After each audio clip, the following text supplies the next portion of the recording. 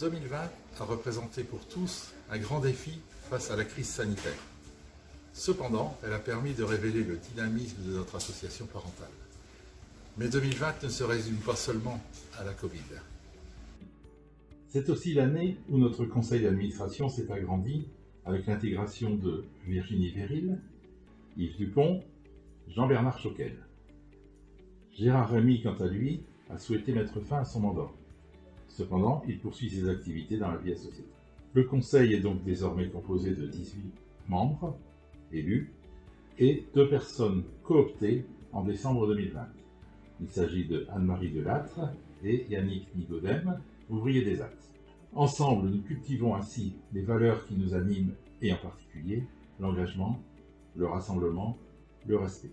Nous faisons rayonner, vivre ces valeurs par le biais de notre participation aux commissions des usagers, au conseil de surveillance des établissements de santé du territoire, au conseil d'administration, la DUGES, Flandre-Pas-l'Habitat, la GUR, le Bateau-Feu, la CPAM. Au CCAS de nombreuses villes du territoire, les renouvellements se sont effectués après les dernières élections municipales. Pour les raisons que nous connaissons tous, nous avons été amenés à reporter le lancement du 60aire initialement prévu en juin 2020. Si les conditions nous le permettent, l'année des 60 ans débutera le 13 septembre 2021 jusqu'au 13 septembre 2022. En 2021, nous lancerons courant février le premier module du programme d'intégration des nouveaux administrateurs, en partenariat avec une API.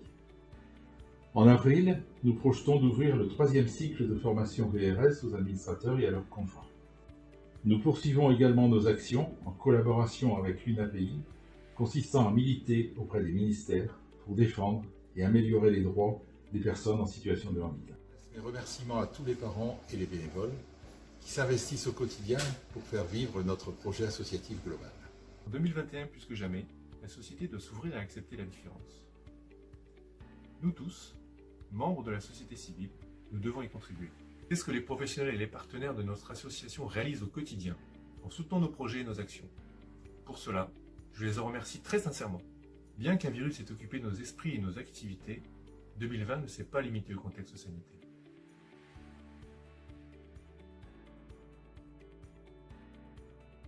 L'Institut médico-éducatif du Banc Vert a fait preuve d'innovation en matière d'accompagnement avec des interventions hors les murs. Ces interventions ont été étayées par des formations et se sont ancrées progressivement dans les habitudes de travail. Depuis la rentrée de septembre 2020, les professionnels s'organisent pour intervenir de façon ponctuelle. L'Institut médico-éducatif de Rosendal a engagé 4 nouveaux projets inclusifs. Ils permettent aux enfants de s'inscrire en tant qu'acteurs dans la dynamique des infrastructures du Dunkerquois. Les thèmes portent sur le sport, la culture, le droit commun et la santé. Cette année, les jeunes de l'Institut médico-éducatif de Copenhague-Sport ont participé à une action solidaire en partenariat avec la boutique des Copains du Monde à Lone Plage. Ils ont préparé des colis pour les cadeaux offerts aux personnes sans domicile fixe et pour les mineurs non accompagnés du territoire. L'Institut médico-éducatif dunkerquois a réalisé des travaux au sein de son internat. Le foyer d'accueil médicalisé Le Relais des Mouères a réalisé un atelier d'entraînement au vote. Un service d'accueil de jour accompagnant 6 personnes a ouvert ses portes au sein de l'établissement. Les personnes du service d'accompagnement à l'autonomie ont participé au projet La Belle Épicerie en tant que bénévoles. En février 2020, la résidence de Wulf a organisé une chapelle à l'occasion du carnaval. Au mois d'octobre, les personnes se sont engagées auprès de l'association Pour Audrey. Les coussins fabriqués permettent de soulager les douleurs post-opératoires de femmes atteintes du cancer du sein. L'équipe des Espaces Verts du Rex-Melaine réalise des activités avec le Centre d'éducation nature du Outland à Wormhout. Les actions portent sur l'embellissement d'extérieur ou aide sur petits chantiers. Les centres d'habitat du littoral dunkerquois ont ouvert une nouvelle résidence appelée Clos du Chapeau Rouge à Tétéghem. Les travaux de la nouvelle blanchisserie ont débuté en 2020. D'autre part, l'établissement a également obtenu le renouvellement des certifications MAS et RABC. La démarche inclusive évolue aux ateliers du littoral dunkerquois de Grande-Synthe. L'équipe maintenance hygiène des locaux est présente sur 2 nouveaux marchés en entreprise, à savoir la Polyclinique de Grande-Synthe et l'Institut André Dutrex. En 2020, l'atelier Facile à lire et à comprendre a été choisi par le syndicat des eaux du Dunkerquois pour faire traduire son site internet en FALC. À l'occasion du lancement de ce dernier, une conférence de presse a été organisée au sein des ateliers du littoral dunkerquois de Tétéghem. Le service d'accompagnement en milieu ordinaire a poursuivi l'accompagnement en 2020 grâce à un financement obtenu de la part de l'UNAPEI. Le SAMO a pu organiser un atelier de socio-esthétique dans le respect des règles sanitaires. L'association a été marquée par de nombreux événements en 2020. Le projet Ma Santé Ça Me Regarde a obtenu le label Droit des usagers. Le club Tétéghem Entreprendre a fait un don de 5000 masques à l'association. Le conseil départemental du Nord a offert 13 tablettes et l'association a créé des applications en FALC telles que YouTube et Facebook. En octobre, l'association a participé à la 6e édition des Journées territoriales des aidants. Cette année, les actions de sensibilisation se sont déroulées en ligne sur les marchés. L'association a démarré un projet de recherche sur l'habitat inclusif en partenariat avec la Boutique des Sciences et le laboratoire Psytech. Cette année, continuons à œuvrer et vivons 2021 de manière aussi dynamique et entreprenante.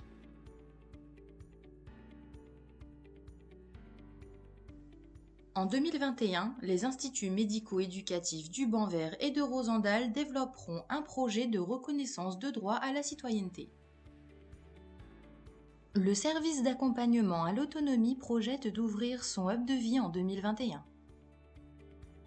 Ce projet est développé en partenariat avec la communauté de communes des Hauts-de-Flandre, l'ADAPEI des Papillons Blancs du Nord et Interreg Europe.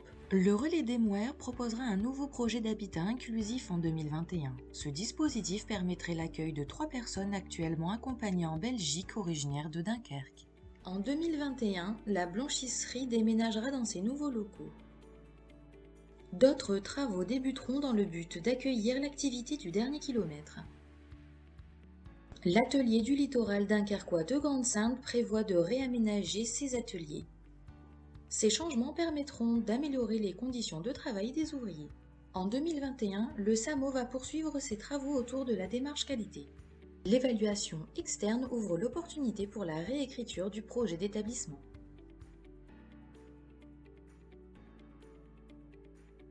On a monté un joli webinar qui avait duré 4 jours, c'était en juin 2020, et il a fallu qu'on fasse appel à des témoignages très intéressants. Évidemment, on a fait appel aux Papillons Blancs de Dunkerque qui nous ont donné un immense coup de main, et ça a été une très très belle réussite. Très très bon souvenir en 2020, cette collaboration entre l'IRTES, Silure Littoral et l'APEI Dunkerque.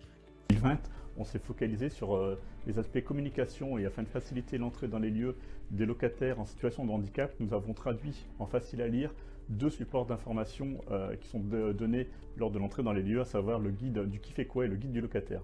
Les professionnels de l'ANDAR sont intervenus en complément des professionnels des Papillons Blancs de Dunkerque pour accompagner des personnes positives à la Covid. Vivement que nous puissions mener d'autres actions communes comme ceux que nous avions fait en 2019 en proposant des ateliers de sport adaptés. Travail de partenariat qu'on a pu réaliser avec les Papillons Blancs et ces spots au niveau de Côté-Dent. Donc on a fait 5 spots et ça nous a permis de découvrir aussi plus en profondeur le sujet des aidants. Et c'était quelque chose qui a été bénéfique pour nous et j'espère pour vous aussi. J'ai cherché des fournisseurs de produits bio vraiment autour de chez moi et les maraîchers flamands sont vraiment tout près. Je suis ici à Rosendal, j'ai des belles propositions de légumes. Moi j'ai adoré votre réactivité, votre disponibilité. Avec les événements qu'on a eus, vous avez toujours su m'accueillir avec le sourire, la disponibilité de produits.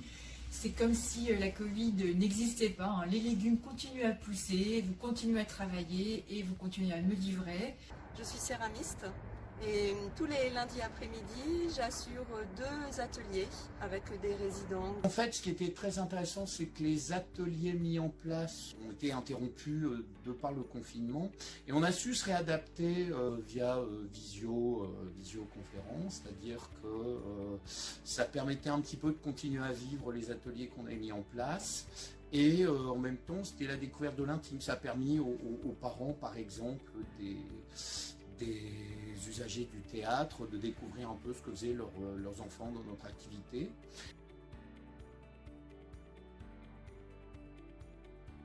Alors sur l'année 2021, ça y est, on a déjà démarré. On a un projet qui est en cours et un projet ambitieux quand même et qui donne un projet aux usagers des papillons blancs. Donc on les associe sur 2 thématiques. Et la première thématique qui est le déménagement de notre activité de soins de longue durée. Et deuxième projet qui est qu'on ait une équipe de peintres, des papillons blancs, qui va participer à la rénovation du 5e étage. Un projet assez intéressant dans lequel il s'agirait d'habitat inclusif. Comment essayer de traduire en formation la prise en charge de personnes à leur domicile dans une logique d'habitat inclusif. Un joli chantier qui peut nous amener un petit peu loin en 2021, mais sur lequel l'APEI Dunkerque est partant et l'IRTS également, bien entendu. En 2021, je souhaite travailler 2 projets. Un projet qui est la traduction du site internet en facile à lire. Et le deuxième sujet, c'est de faire un bilan et de mettre en œuvre des préconisations pour lever tous les freins à l'entrée dans les lieux locataires en situation de handicap. La DAR Flandre-Maritime a obtenu des financements pour proposer des temps de répit aux parents d'enfants âgés de moins de 20 ans. C'est un besoin réel que nous avons identifié depuis quelques années avec les papillons blancs de Dunkerque. Les temps de répit peuvent être de courte ou de longue durée. Il peut s'agir par exemple de s'accorder une après-midi pour faire les magasins, prendre soin de soi, mais aussi des temps plus longs, comme par exemple partir en week-end en amoureux. En 2021, j'espère continuer sur la bonne lancée de 2020 et puis continuer à proposer les légumes qui sont cultivés par les équipes ATT Game dans l'épicerie Maison Jouve de Rosendal.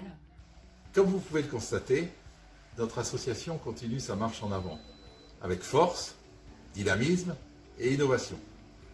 Toujours pour le bien des familles et des projets de vie de nos enfants.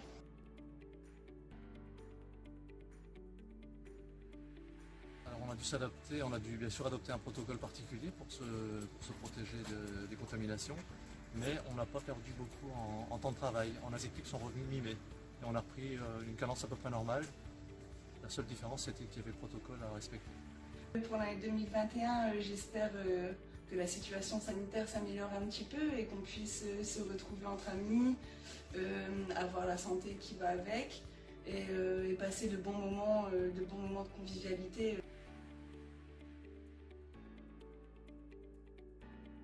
On a des traits du collège qu'ils m'ont envoyé tous des devoirs. Rester chez nous, enfermés quoi. Au niveau des sorties, c'était pas facile non plus. On avait hâte de reprendre le travail quoi. Et la psychologue, nos encadrants, ils nous appelaient une fois par semaine pour savoir si tout allait bien. En 2020, on a été fort perturbés avec le Covid. Parce que moi, ça m'a fort perturbé. Le CAT, il a été fermé. Et moi, ça m'a beaucoup dérangé. Parce que moi, j'aime pas. J'ai fait avec, mais j'étais obligé de rester chez moi. Alors qu'on se fait en vacances à la campagne. 2021, j'espère que tout le monde aura une bonne santé et beaucoup de boulot pour tout le monde. Quand j'étais chez moi, je m'ennuyais. Et là, pour l'instant, on a du travail. Super le travail. Là, en ce moment, je suis bien dans l'atelier. Et je suis ravie. Ça perturbe le travail. On espère que ça va partir, je dirais que ça va partir en fait. J'aimerais bien qu'on enlève le masque parce qu'à force on en a marre d'en porter souvent. J'aimerais bien qu'on reprenne une vie normale comme on fait comme avant. J'aimerais bien refaire des sorties, aller au cinéma, pour pouvoir sortir sans attestation bien sûr.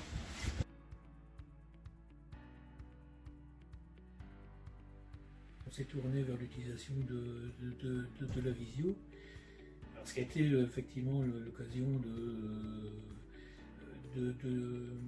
découvrir un peu plus et maîtriser un peu plus cette façon de travailler. Ce qui a été très appréciable pour nous, c'est qu'en fait, on a eu beaucoup de demandes des éducateurs pour qu'on puisse faire des échanges vidéo. Mais c'était une très bonne idée parce que ça permettait des deux côtés de voir un petit peu ce qui se passait dans la maison, dans le lieu de vie, et de suivre les éducateurs, savoir un petit peu comment est-ce que le jeune pouvait évoluer dans ce milieu naturel. Les papillons blancs se sont très bien adaptés. Ils ont tout de suite mis en place tout ce qu'il fallait. Donc on a commencé par la période de confinement, ça on n'avait pas le choix. Et ensuite j'ai trouvé que ça s'était adapté très vite avec notamment des images, des photos pour faire comprendre pourquoi il fallait les gestes barrières, comment ça marchait les gestes barrières. Donc franchement c'était top, ça a été très bien fait. Nous espérons 2021 autrement. Et souhaitons par ce message vous adresser, ainsi qu'à vos proches et vos familles, nos vœux d'épanouissement personnel et professionnel.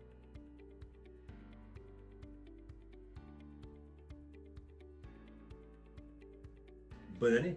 Bonne année, bonne santé. Bonne année. Bonne année à tout le monde, meilleurs vœux. Bonne année 2021. Bonne année, bonne santé. Bonne année. Bonne année 2021. Bonne année. Bonne année. Bonne année. Bonne année. Bonne année. Bonne année, bonne santé et meilleurs vœux. Bonne année à tous. Bonne année, bonne santé. Beaucoup de bonheur. Bonne année à tous. Une très bonne année 2021. Et une bonne année, une bonne santé. Bonne année à tous. Une bonne et heureuse année 2021. Une bonne année, bonne santé et beaucoup de choses d'autres pour nous. Bonne année. Bonne année. Bonne année, bonne santé. Bonne année à tous. Bonne année. Bonne année. Bonne année. Et puis garder espoir et profiter en fait des joies de la vie. On va s'en sortir tous ensemble. Et vivons ensemble. Vivons ensemble. Vivons ensemble. Vivons ensemble. Vivons ensemble. Vivons ensemble. Vivons ensemble. Vivons ensemble. Vivons ensemble. Vivons ensemble.